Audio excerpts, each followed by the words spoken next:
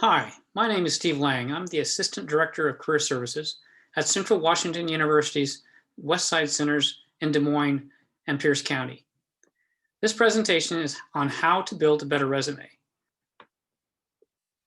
Whether you are an individual who has a resume that you're extremely confident in, whether you know your resume needs work, or whether you're just beginning to build a resume, this presentation should provide you with lots of helpful information. Before you begin updating, revising, or starting your first resume, there are some important things that you really need to consider. You need to know yourself, your strengths, interests, skills, values, what motivates you, and you need to have a list of your achievements. You also need to create a record of your education and experience. You need to know what kind of job you want, or at least what field you plan to pursue. And then you need to study the position descriptions and requirements of the types of positions you hope to go into. It's also really helpful to research the potential employers in your field. One of the things that I always recommend when people begin building their resumes is not to use a resume template. For those of you who have used resume templates to build your resumes in the past, I recommend that you retype your resume specifically in just a Word document, because those resume templates have a lot of hardwired formatting that's going to create a lot of problems when you want to update or reformat your resume later on. Another thing you want to consider is we do not recommend that you use tables as well. Two things about templates and tables is although templates are easy to use, oftentimes they use formats that are not easily readable by applicant tracking systems, which are scanning systems that large employers often use to scan resumes before any individual will actually take a look at it. So my recommendation is to create a Microsoft Word document, what I call a resume information worksheet with no formatting. And on that document, type in the following information: your higher education, relevant coursework, clubs and organizations, projects, awards, and achievements, any sports you participated in, and other activities. Also, list your job titles, employers, locations, dates of employment, and then begin describing how you used your knowledge, skills, and abilities that you've applied. Record any achievements and awards you've received, and then quantify whenever possible. And then also, one thing that I often see students not including enough information about is volunteer and community service activities. While a lot of students work while going to school, a lot of students don't work in jobs related to the particular field they're pursuing. However, the volunteer work and community service activities they may participate in related to their school clubs or organizations oftentimes is more related to their areas of interest, and the skills and abilities they develop in those activities sometimes are more related to the type of field you want to go into than your work experience. So it's important to include that on this resume information worksheet. When you begin writing this information, do not use a narrative style. Avoid using personal pronouns such as I, me, or my. Use power or action words when describing your jobs and experiences. In other words, words like facilitated, collaborated, participated. Those are the types of words that you need to use as you're describing what you've done in your jobs and experiences. Use past and present tense appropriately. And do not mix date formats. For example, if you choose to use numbers for your dates, use that throughout your resume. If you're spelling out the months, make sure you spell out the months throughout your resume. And if you're abbreviating, make sure you use consistent abbreviations throughout. And then give yourself lots of time. This is something that most people do not do. And I cannot tell you how much time it can take to really create a really good resume. So organizing your content. Your name and contact information is always going to go at the top of your resume, so I would put that first on this resume information worksheet. But depending upon the type of position you are applying for or where you're applying, how your resume is organized may differ. but here's how I would recommend putting it on this resume information worksheet. Your name and contact information, then list your education related information, then your experience, both paid and unpaid, and then make a list of relevant skills and abilities, and then volunteer and community service activities, and then list any awards and honors that you've received if applicable. This will be the document you start building a resume from. Here are some formatting rules for your resume. Use 1-inch margins, no less than 1/2-inch margins around the perimeter. You don't want your resume to look too crowded. Choose one easily readable font, such as Calibri or Cambria, which are the two kind of default Microsoft Word fonts, or a tried and true fonts such as Times New Roman or Helvetica. Do not use any fancy or playful fonts. It's best to use 10 to 12-point type for body copy. I generally recommend students start out with 12-point type, and if the resume extends beyond one's page, then cut it back to 11-point, and then if necessary, go back to 10-point, but that would be the smallest type size that you would want to use on a resume. Use bold and italics sparingly. Do not use any underlining, and avoid using colons and parentheses. There are a few exceptions, however, which I will show you in some samples. Be consistent with your indents and line spacing. And use bullet points only for highlighting skill sets and for experiential and descriptive statements. As you begin getting ready to format your resume, I recommend using Microsoft Word formatting tools. They work very well. Many of you are familiar with this top menu from Microsoft Word. It gives you an opportunity to set your font, bold, italic, and you have other issues here where you can choose your bullets. The other thing is for layout, to get your adjust your margins to 1.5 inch. This up here under layout, there's some options for setting and adjusting your margins. This is the bullet tool. So if you use this every time you use bulleted statements, you're going to have consistent bullet formatting. Some other options, which some students I find are still unfamiliar with, is under font, there's a little arrow, and this will give you an opportunity, another way of choosing your font size and font style. And it also gives you opportunities, and rather than typing in all caps or small caps, it gives you an opportunity to highlight the text and then choose small caps or all caps.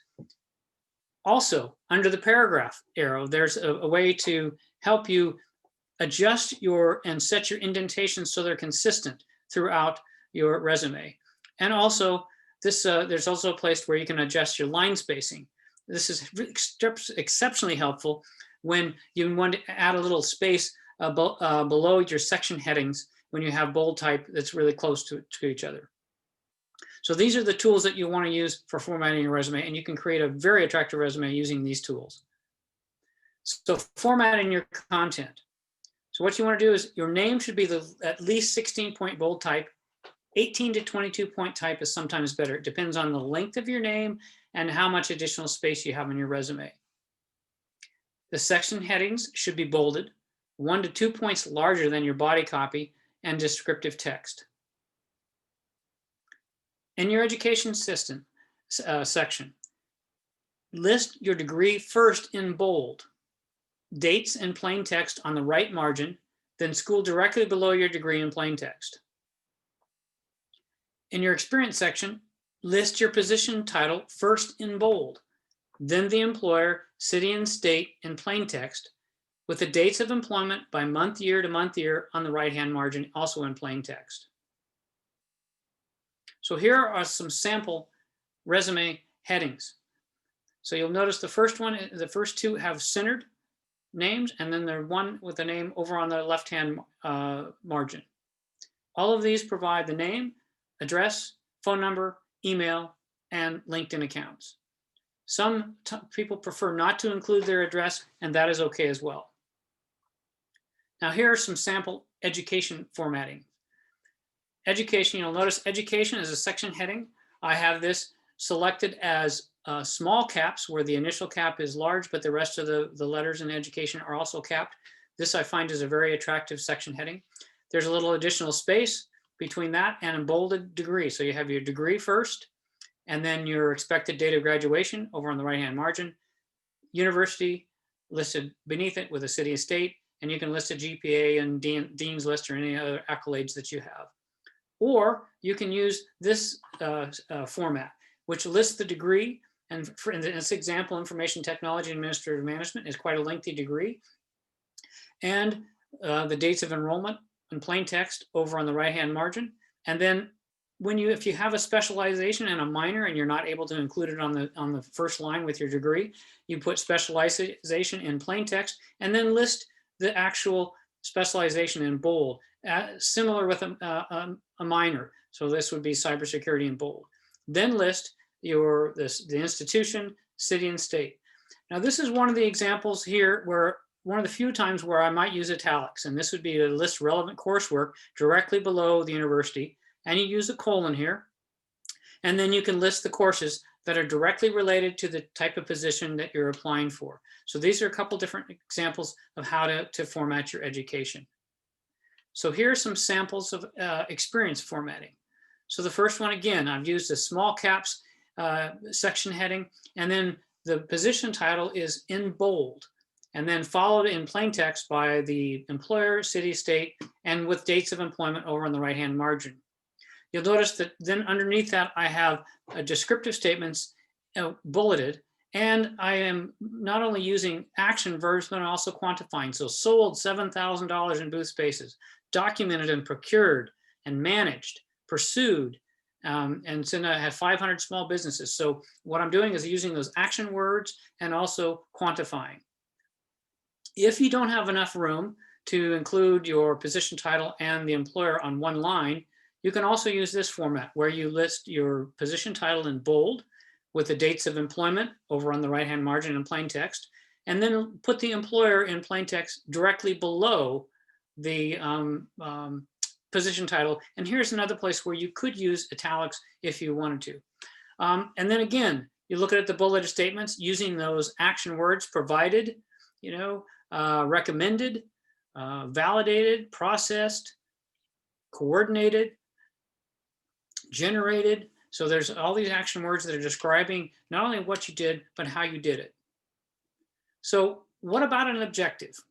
A lot of students want to put an objective on their resume, but generally it's optional and not usually recommended. The reason being is that it should be specific and must state what you can offer an employer. Most of the objectives that we see as career specialists state what the student or applicant wants, not what the employer wants. The employers do not care what you want. They want to know what you can provide to the position. Another reason not to use an objective is it can often be better stated in a cover letter, and also it frees up more room on your resume to emphasize relevant knowledge, skills, and abilities. So what about references? This is another question that often comes up. References, do not use references available upon request on your resume. That's old school, and that's not something, and it just takes up additional space at the bottom of your resume. Instead, list your references on a separate page using the same heading and format as your resume. So in other words, your resume heading is like a letterhead, and you put the same heading at the top of your reference sheet. The other thing that this is important is a lot of employers do not require a list of references upon application. Most of the time, they aren't going to ask you for references until you've been through an interview and they've determined that you are maybe a finalist for the position, and then they want to check your references to verify your information. So your references, you want to list 3 to 5 individuals who can attest to your skills, abilities, and work ethic, and who have given you permission to use their name. And it's also really important to keep your references up to date. If you've applied for a position, been through an interview, and they've asked you for, the employers ask you for a reference sheet, notify your references that you've applied for a specific position, and it might even be helpful to tell them what things the position entails so that they are prepared to answer the questions to give you the best, paint you in the best potential light for a particular employer. And then when you're on your reference sheet, you want to provide the reference's name, title, company, city, state, phone number, and email. Make it easy for the employers to contact them. So here's what not to include on a resume. And these are some things that we have seen on resumes, but never include personal information such as age, marital status, health, or religion. Never include your social security number. Although this may be required when you fill out an application, you've been offered a job and fill out an application, it's not something that's going to be required on an application and during the application process. Never include a photograph. We've seen a lot of resumes where students include photographs of their smiling faces. It takes up a lot of space on the resume. And something else to keep in mind is that it's illegal for an employer to ask for a photograph with an application. They're going to find a picture of you anyway if they look at your LinkedIn profile or Facebook, but do not include a photograph as part of your resume. And then do not include hobbies or interests unless they are directly related to a job's requirements. So, in review, basics to building a resume is do not use templates or tables. Write your resume content in Word or text only. Or if you have a resume that you used where you used a template, I highly recommend that you retype all of that information into a basic Word document with no formatting. Do not use a narrative style in your writing. In other words, do not use those personal pronouns, I, me, and my. Use power verbs, words that relate what you did, how you did it, the skills you used, and quantify whenever possible. And use appropriate tense. Give yourself lots of time. Write up your content, retreat for a while, go back and review it and revise multiple times.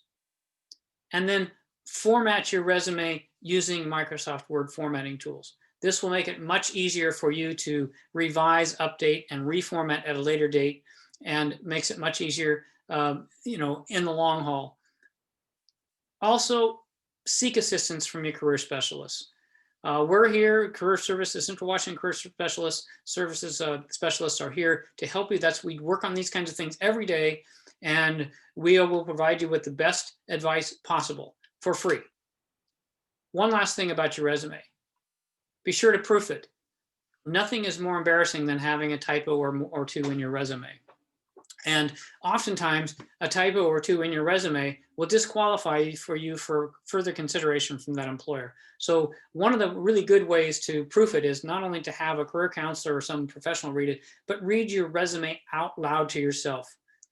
That way you can actually hear what it sounds like rather than trying to imagine it in your mind. And you can catch, it's much easier to catch those errors when you're reading it carefully out loud to yourself. So hopefully you found the information that I provided really helpful. For more information and for more assistance with your resumes, I encourage you to contact the Central Washington Career Services Office. Our phone number is right here. There's also an email, and there's additionally lots of great resources regarding the job search process, including interviewing, internships, and everything at our website. So we really look forward to you visiting our website and seeking out our assistance, and we'll look forward to helping you.